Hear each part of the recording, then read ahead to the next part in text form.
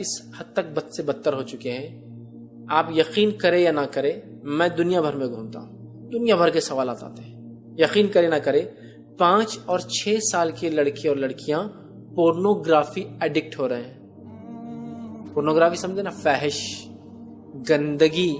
مرد اور عورت جو میاں بیوی ہونے کے بعد جو عمل کرتے ہیں وہ عمل کو پورنوگرافی بولتے ہیں۔ جو غیر مرد اور عورت زنا کر کے اس کو ریکارڈ کرتے ہیں اور پبلکلی اس کو جو ہے ڈالا جاتا ہے پبلک ڈومینز پہ، اور جس کو لوگ ایکسس کر کے دیکھتے ہیں، مطلب ایک غیر محرم مرد اور عورت کا کھلم کھلا زنا کرنا، سیکس کرنا، جس کو ریکارڈ کیا جاتا ہے۔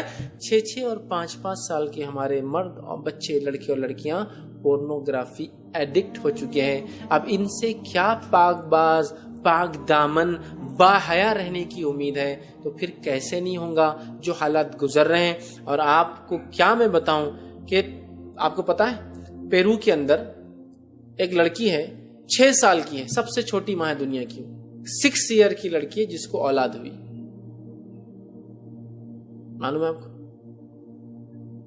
مسلمان بھی اس سے پیچھے نہیں ہے۔ میں نہیں چاہتا ہوں کہ اپنے ہی ہونٹ اور اپنے ہی دانت ہوتے ہیں، یہ سب گنواؤں۔ کرسچن ہے ایک مسلمان بھی کوئی پیچھے نہیں اس بہائی کے اندر۔ تو میں یہی کہنا چاہ رہا ہوں، ہم سمجھ نہیں رہے انٹرنیٹ کیا تباہی ہلاکت لا سکتا ہماری نسلوں کے لیے، ہم نہیں سمجھ رہے۔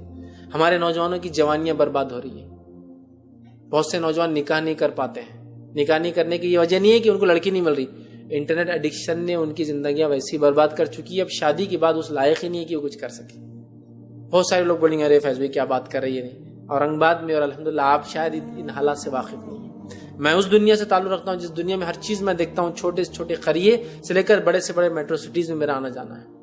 ہر قسم کے مسلم طبقے سے میرے تعلقات ہیں، مالدار سے مالدار اور غریب سے غریب، سب کے پرابلم سے یاد رکھیے۔ عجیب و غریب اپنی غربت کے پرابلم سے پریشان ہے جس کے ساتھ ان کے جسمانی استعمال کیا جا رہا ہے، مالدار اپنی مالداری کی وجہ سے اپنی جوانیاں اور اپنے بچوں کو برباد کر